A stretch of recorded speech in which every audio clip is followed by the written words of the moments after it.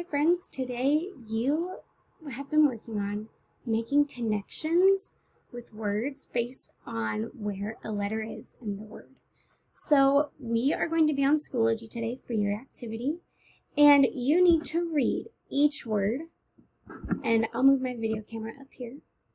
So I have the word map, and I am going to drag that word map over here on the left side because the M is at the beginning of the word.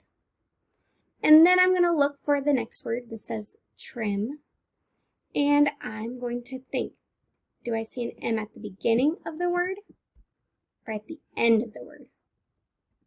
It's at the end. So trim will go over here on the right side. You're going to do that for all the other words and make sure that all of the same words that are on this side have an M in the same place. So these should all be at the beginning, and then those should be at the end of the word.